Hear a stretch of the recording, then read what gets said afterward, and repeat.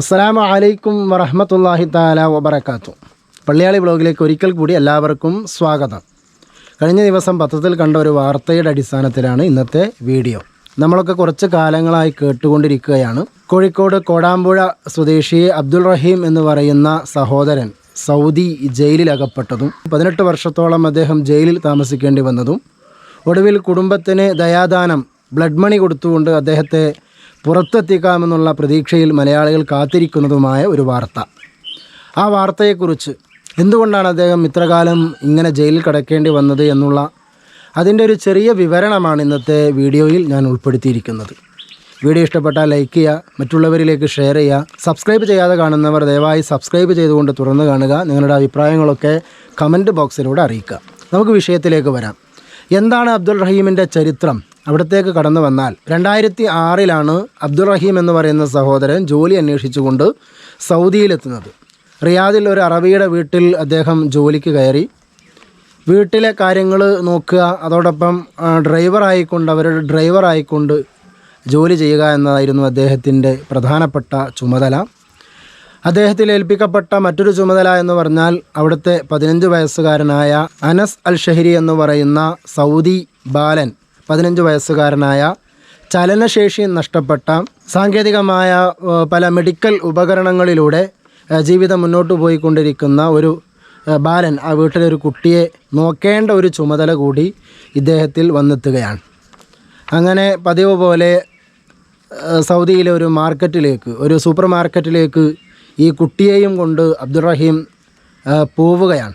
പോകുന്ന വഴിയിൽ ട്രാഫിക് ബ്ലോക്കുള്ള അനുവദനീയമല്ലാത്ത ഒരു റോട്ടിലൂടെ പോകണം എന്ന് ഈ മോന് ബാക്കിൽ നിന്ന് വാശി പിടിച്ച് പറഞ്ഞു എന്നാണ്.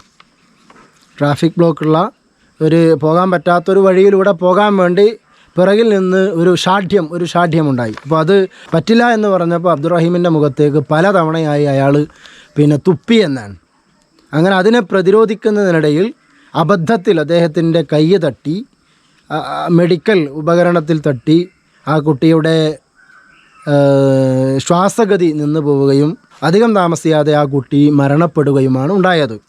ഇത് അബദ്ധത്തിൽ വന്ന് ഭവിച്ച ഒരു അപകടമാണ്. അതോടുകൂടി സൗദി കുടുംബം അബ്ദുൾ റഹീമിനെതിരെ തിരികെയും, നമുക്കറിയാലോ, ഇവിടെ നിന്നൊക്കെ വിട്ടുപോയി ഗൾഫിലൊക്കെ ജോലി ചെയ്യുന്ന ആളുകളൊക്കെ വളരെ ശ്രദ്ധിക്കണം. അവിടുത്തെ ആളുകളുടെയൊക്കെ സ്വഭാവങ്ങളും രീതികളും. നമ്മുടെ നാട്ടിലേക്ക് ധാരാളം ധനം കൊണ്ടുവരുന്നവരാണ് സൗദി പൗരന്മാർ എന്നറിയാമെങ്കിലും, ധാരാളമായി അവിടെ പോയി ജോലി എടുക്കുന്ന ആളുകൾ നമ്മുടെ നാട്ടിലുണ്ട് എന്ന് നമുക്കറിയാമെങ്കിലും, അവിടുത്തെ ആളുകളുടെ ഒരു സ്വഭാവ രീതി എന്നൊക്കെ പറയുമ്പോൾ അവർ ധാരാളം പണം, ആ പണത്തിൻ്റെ ആധിപത്യത്തിൽ, ആ പണത്തിൻ്റെ ശീതളിമയിൽ ഇങ്ങനെ ജീവിക്കുന്ന ആളുകളാണ്. അതുകൊണ്ട് അവർക്ക് എന്തും ചെയ്യാമെന്നൊക്കെ പറയുന്ന ചില അഹങ്കാരങ്ങളും ധാർഷ്ട്യങ്ങളും ഒക്കെ അനുഭവിക്കേണ്ടി വരുന്ന വിവിധ മലയാളികളെക്കുറിച്ച്, പ്രത്യേകിച്ച് ഹൗസ് ഡ്രൈവർമാരെ കുറിച്ചൊക്കെ ഞാൻ കേട്ടിട്ടുണ്ട്. ഏതായാലും ഈ സംഭവത്തോടു കൂടി അബ്ദുൾ റഹീമിനെതിരെ ആ കുടുംബം തിരിയുകയും കേസ് കൊടുക്കുകയും അങ്ങനെ അവിടെ എത്തി മാസങ്ങൾക്കകം തന്നെ 2006 നവംബർ മാസം തന്നെ അദ്ദേഹത്തെ പോലീസ് അറസ്റ്റ് ചെയ്യുകയാണ്. നീണ്ട 18 വർഷങ്ങൾ സൗദി ജയിലിലെത്തിയ പിന്നീട് അവസ്ഥ എന്ന് പറയുന്നത് കുടുംബത്തിന് കാണാൻ കഴിയില്ല, ബന്ധപ്പെട്ടവർക്ക് സമീപിക്കാൻ കഴിയില്ല. കഠിനമായ ഒരവസ്ഥയാണ്, വളരെ പ്രയാസകരമായ ഒരവസ്ഥയാണ്. 18 വർഷമായി അദ്ദേഹം ജയിലിൽ കഴിഞ്ഞു വരികയാണ്. എന്നാൽ ഏറെക്കാലം കുടുംബം ആ സൗദി കുടുംബത്തോട് അപേക്ഷിച്ചതിൻ്റെ ഫലമായിട്ടാണ് 2024 ആ കുടുംബം ബ്ലഡ് മണി സ്വീകരിച്ചുകൊണ്ട് 34 കോടി രൂപ, അവിടുത്തെ 15 മില്യൺ റിയാൽ നൽകിയാൽ ആ കുടുംബം മാപ്പ് നൽകാം എന്ന് പറഞ്ഞതിൻ്റെ അടിസ്ഥാനത്തിലാണ് കേരളത്തിലെ മലയാളികളെല്ലാം ഒരുമിച്ച് കൂടി ഒരു മാതൃകാ പ്രവർത്തനം നടത്തുന്നത്. നിങ്ങൾക്കൊക്കെ അറിയാവുന്ന ഒരു സംഗതിയാണ്.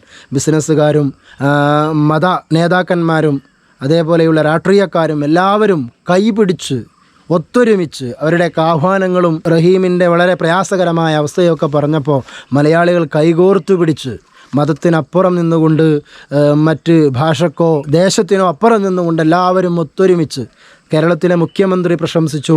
അങ്ങനെയുള്ള ഭരണാധികാരികളുടെയൊക്കെ പ്രശംസ പിടിച്ചു പറ്റിയ ഒരു ഏക മനസ്സോടുകൂടിയുള്ള പ്രവർത്തനത്തിൻ്റെ ഫലമായി 34 കോടി സമാഹരിച്ചുകൊണ്ട് ആ സൗദി കുടുംബത്തിന് കൈമാറുകയാണ്. അങ്ങനെ കൈമാറിയപ്പോൾ അവർ പറഞ്ഞ ആ വാക്ക് പാലിക്കാൻ അവർ തയ്യാറായി. അതിനടിസ്ഥാനത്തിൽ അദ്ദേഹത്തിന് വധശിക്ഷ വിധിച്ചിരുന്നു. ആ വധശിക്ഷ റദ്ദാക്കപ്പെടുകയാണ്. അതോടുകൂടി നാട്ടിലേക്ക് എത്താമെന്നുള്ള പ്രതീക്ഷയിലേക്ക് വരികയാണ്. ഏകദേശം 2024 ജൂലൈ 2-നാണ് അദ്ദേഹത്തിൻ്റെ വധശിക്ഷ റദ്ദ് ചെയ്യപ്പെടുന്നത്, കഴിഞ്ഞ വർഷം ജൂലൈ മാസത്തിൽ. അതിനുശേഷം അദ്ദേഹത്തിൻ്റെ ഉമ്മക്ക് അവിടെ എത്തി റഹീമിനെ കണ്ട് സംസാരിക്കാൻ കഴിഞ്ഞു, പലതവണയായി ഫോണിൽ ബന്ധപ്പെടാൻ കഴിഞ്ഞു. അമ്മയുടെ വാക്കുകളൊക്കെ മാധ്യമങ്ങൾ റിപ്പോർട്ട് ചെയ്തിരുന്നു, എത്രയും പെട്ടെന്ന് എൻ്റെ കുട്ടിയെ നാട്ടിലേക്ക് എത്തിക്കണം. സൗദി ജയിലിലേക്ക് ചെന്നപ്പോൾ ഉമ്മ വളരെ കാലത്തിന് ശേഷം ഒരു പൊന്നുമകനെ കാണാൻ കണ്ണു നിറഞ്ഞുള്ള ഉമ്മയുടെ വർത്തമാനം നമ്മളൊക്കെ കേട്ടതാണ്. ഞാൻ ചായ കൊടുത്തു, കടി കൊടുത്തു, ഉമ്മ പൊയ്ക്കോളൂ, ഞാൻ അടുത്ത ആഴ്ച വരാമെന്ന് മകൻ പറഞ്ഞു എന്നൊക്കെ പറഞ്ഞു ഉമ്മ കരയുന്നത് നമ്മൾ മാധ്യമങ്ങളിലൂടെ കണ്ടതാണ്. ഫാത്തിമ എന്ന് പറയുന്ന ആ പ്രായമുള്ള ഉമ്മയുടെ വാക്കുകൾ വേദനയോടുകൂടി നമ്മളൊക്കെ മാധ്യമങ്ങളിലൂടെ കേട്ടതാണ്. എന്തുകൊണ്ടാണ് എൻ്റെ കുഞ്ഞിൻ്റെ മോചനം വൈകുന്നത്? കാരണം വധശിക്ഷ റദ്ദാക്കിയതിന് ശേഷം കോടതി ഈ കേസ് 7 തവണയാണ് പരിഗണിക്കുന്നതിന് വേണ്ടി, അന്തിമ വിധി പറയുന്നതിന് വേണ്ടി, മോചന വിധി പറയുന്നതിന് വേണ്ടി മാറ്റിവെച്ചത്. എന്താണ് ഇതിൻ്റെ കാരണമെന്നറിയില്ല. 7 തവണയോളം അടുത്ത തവണ പരിഗണിക്കാം. ഏറ്റവും ഒടുവിൽ കഴിഞ്ഞ ദിവസം കോടതി പരിഗണിച്ച വിഷയം വീണ്ടും ഫെബ്രുവരി 13 വിധി പറയുന്നതിനായി മാറ്റിവെക്കുകയാണ്. കൂടുതൽ ഈ കേസിനെ കുറിച്ച് പഠിക്കണമെന്നാണ് സൗദി കോടതി പറയുന്നത്. ഏതായാലും റഹീമിൻ്റെ ഈ മോചനം അതിങ്ങനെ നീണ്ടുപോവാൻ, ഏതുവരെ നീണ്ടുപോകുമെന്ന് നമുക്കറിയില്ല.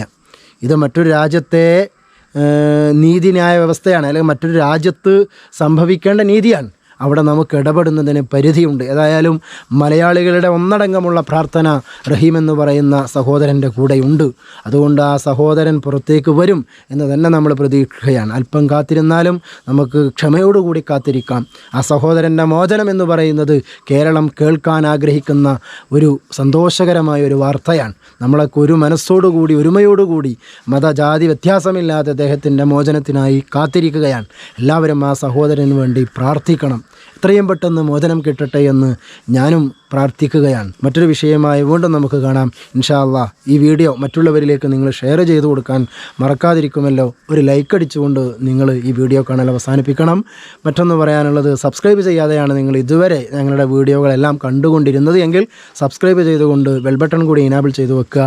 നിങ്ങളുടെ വിലപ്പെട്ട അഭിപ്രായങ്ങൾ, ഈ വിഷയത്തെക്കുറിച്ചുള്ള നിങ്ങളുടെ കാഴ്ചപ്പാടുകൾ ഈ വീഡിയോയുടെ താഴെ ഒരു കമൻ്റായി നിങ്ങൾക്ക് രേഖപ്പെടുത്താം.